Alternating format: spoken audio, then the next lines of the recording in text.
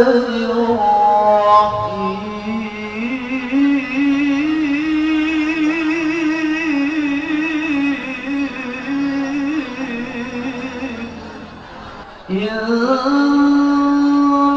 في خلق السماوات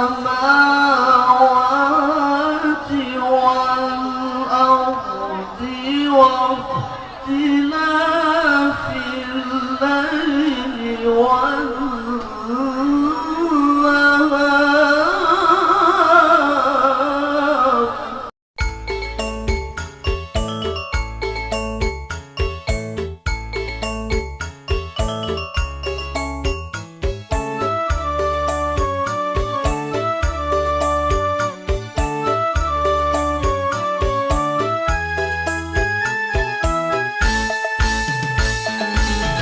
Assalamualaikum warahmatullahi wabarakatuh.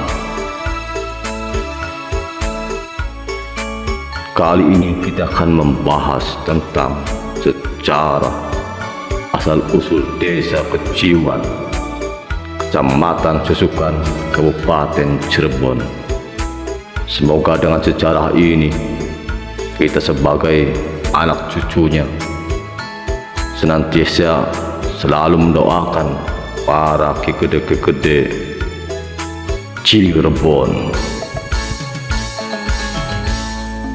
Konon diceritakan Ki Mertabumi atau Ki Taka bin Talam adalah seorang ki gede dan abdi dalam Kesultanan Cirebon.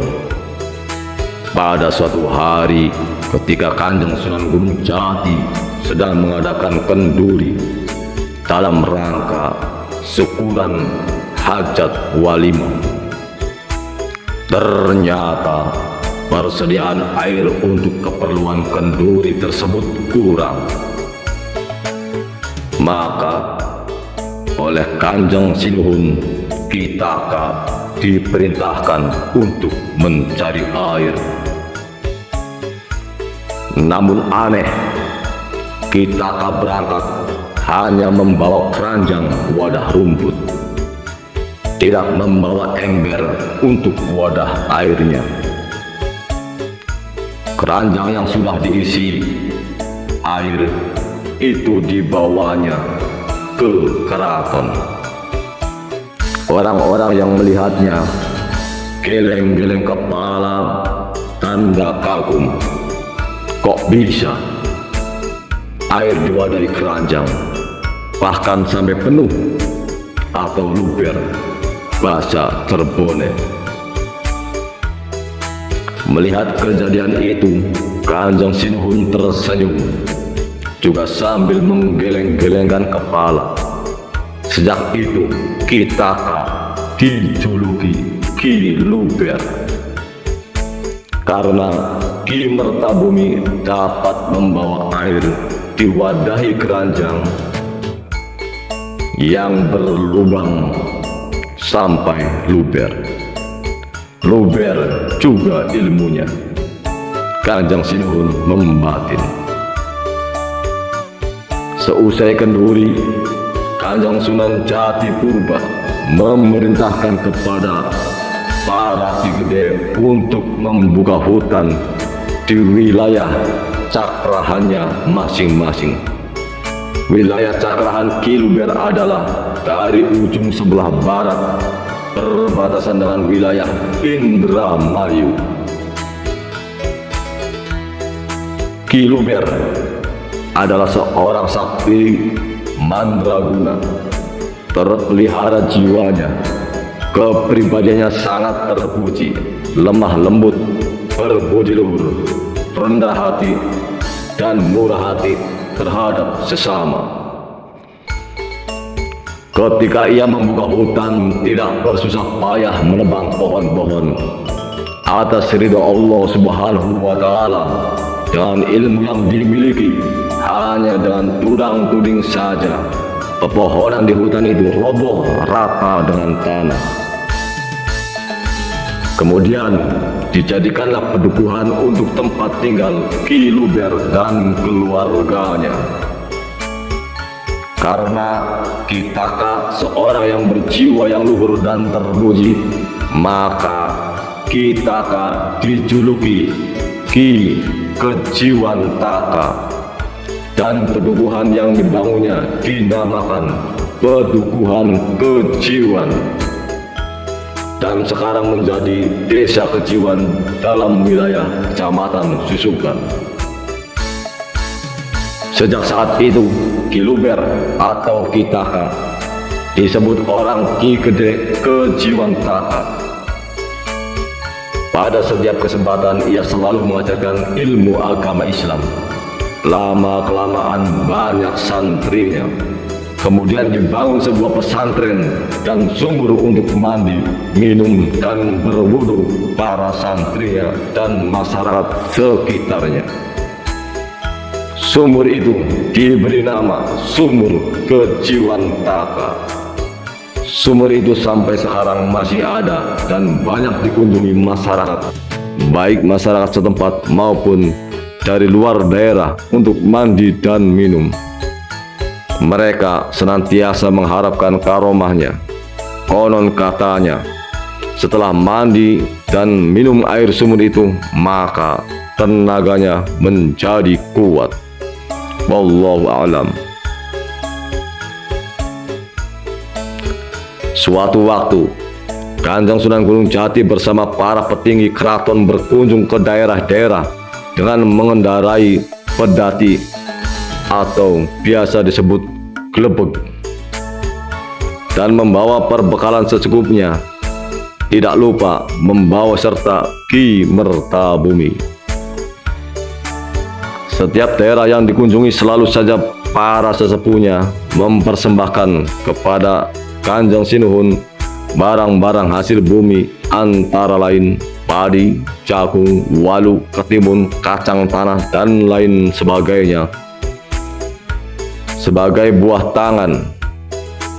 Karena syaratnya barang-barang bawaan yang dimuat, maka sampai di daerah Kedung Ngengeng, wilayah Ligung, tiba-tiba pedati itu ambles ke tanah sehingga susah untuk diangkat.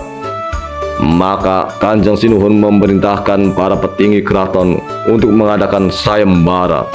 Barang siapa yang bisa mengangkat pedati itu akan diberi hadiah 1 hektar tanah. Banyak para Ki Gede yang mengikuti sayembara, antara lain Ki Gede Tegal Kubug, Ki Gede Rawagatel, Ki Gede Bojong, Ki Gede Jungjang, Ki Gede Majasri, Ki Gede Mejasri, Ki Gede Bunder, Ki Gede Jatianom, dan Ki Gede Ujung Gebang.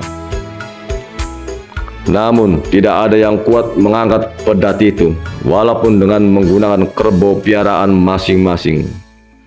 Melihat kenyataan itu, Ki Gede Kejiwan pulang mengambil kerbaunya, ingin coba-coba ikut sayembara.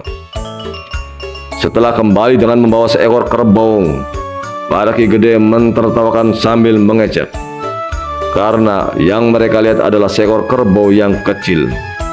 Begitu pula badan Ki Kejiwantaka kecil dan kurus.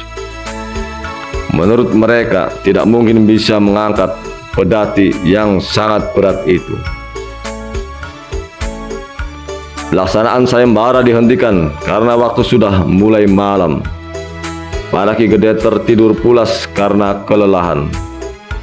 Pada saat para Ki Gede tertidur, Ki Kejiwantaka secara diam-diam dengan kerbaunya mencoba mengangkat pedati itu.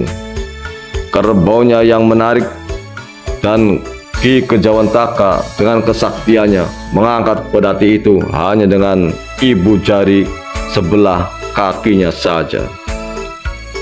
Setelah terangkat, kerbaunya dilepas dan diikat di sebuah pohon di samping kerbau-kerbau lainnya milik para Ki Gede.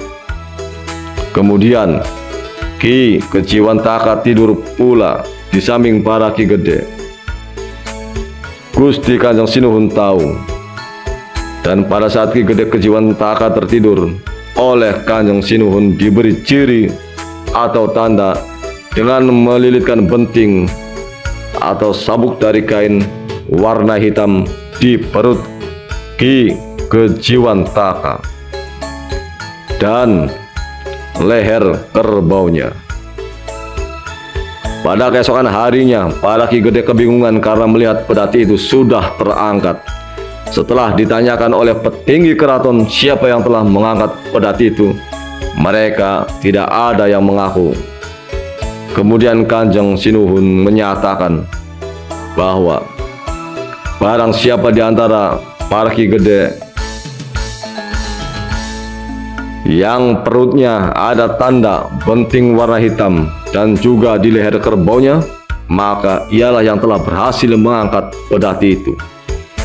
Ternyata yang ada tanda tersebut adalah Ki Gede Kejiwantaka. Para Ki Gede terkejut. Mereka merasa malu karena telah mengecek Ki Gede Kejiwantaka. Walaupun kerbaunya kecil dan postur tubuh Ki Gede Kejiwantaka kecil dan kurus, namun memiliki kekuatan yang luar biasa, sehingga oleh Kanjeng Sinuhun Ki Gede Kejiwantaka dianugerahi nama Ki Beyot. Beyot artinya kecil tapi kuat.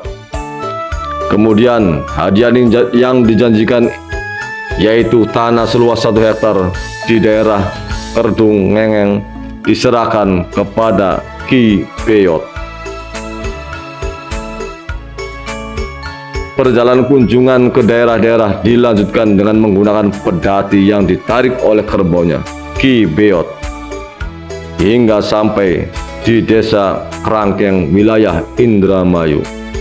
Sesampainya di sana, pedati yang ditumpangi Kanjeng Sinuhun, Ki Beyot dan para petinggi keraton itu rusak. Akhirnya diputuskan untuk tinggal di desa Krangkeng. Sedangkan kerbaunya dibawa lagi pulang. Sampai sekarang pedati itu masih ada di pendopo balai desa Krangkeng dan dirawat oleh seorang juru kunci. Pedati itu dikenal dengan pedati Ki Luber. Menurut cerita masyarakat setempat bahwa setiap malam Jumat Kliwon, kerbau Ki Luber suka nampak di sekitar bangunan pendopo. Nama-nama kejiwan yang diketahui diantaranya Sumia, Maryumi, Marni, Tarum, Masjan, Kasan, Samawi 1962 sampai 1965, Dasmo PJS 1965 sampai 1966, Usman Saleh 1966 sampai 1988, Robul 1989 sampai 1998, Suwali PJS 1998 sampai 1999, Sapingi 1999 sampai dan selanjutnya. Demikianlah cerita tentang asal-usul desa Kejiwan. Semoga masyarakat di sekitarnya selalu mendoakan para sesepuh-sesepuh di tanah Cirebon. Assalamualaikum warahmatullahi wabarakatuh.